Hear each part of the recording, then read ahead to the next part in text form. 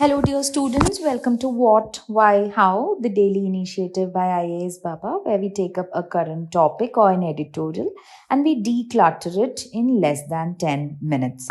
The topic that I have chosen for today is regarding a certain international organization and once again the very controversial US president's certain decisions regarding this.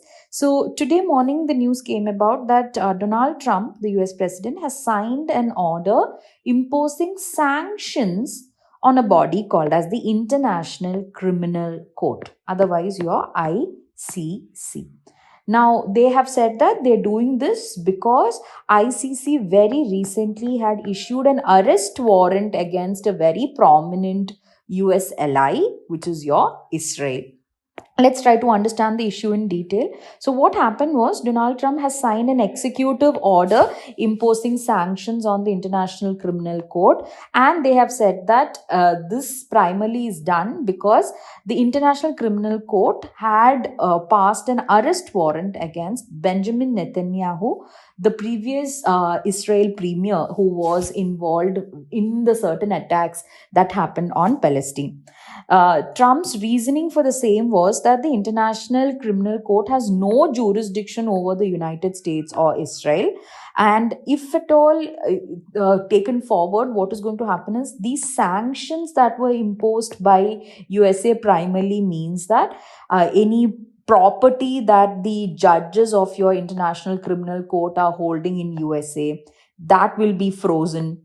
If at all any ICC officials are trying to enter into USA, they will be stopped. Not just ICC officials, their employees or even their relatives will not be allowed to enter the United States. So these are the sanctions that are imposed. It begs to the question as to what this ICC is, what is the idea of ICC, etc. ICC was created by a certain statute called as your Rome Statute. This is a set of laws that are governing your ICC. As from the name itself, it is an international criminal court. We also know another court called as your ICJ, which is the International Court for Justice. There, any issues that are happening between nations are what are solved in your ICJ. As opposed to this, ICC does not take up issues, or it has the idea that it can even get involved in the issues of nations, but primarily they have the permission or they have the authority to go into the any kind of if, for example, if a state's prime minister or a state's president, any of them have committed any crime, they can also be persecuted under your ICC. ICC investigates crimes where it can try individuals, it can investigate crimes when the crimes involved are genocide, war crimes, crimes against humanity, and even the crimes of aggression. The court is seen as a court of last resort. And if at all, what most of the time what happens is any country that is suffering at the hands of a perpetrating country, what happens is for them, this is the only way any kind of justice can be given to them.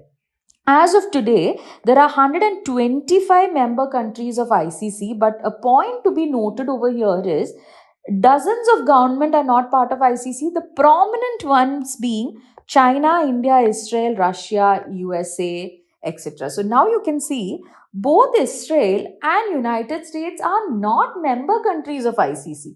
But still, there was a arrest warrant given against your Israel. How is that possible?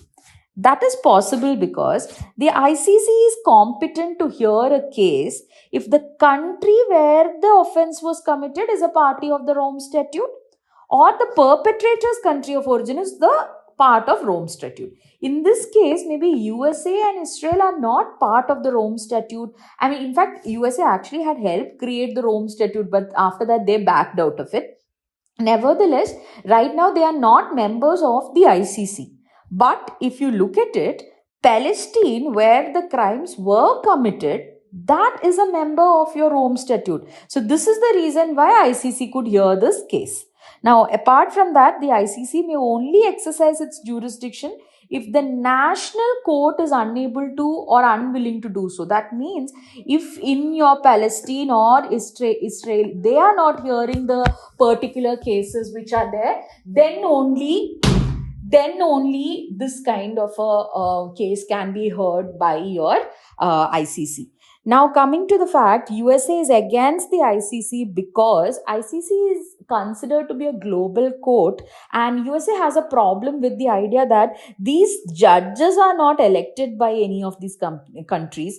They are all nominated judges, and Donald Trump cannot accept the idea that unelected judges could arbitrarily prosecute US officials.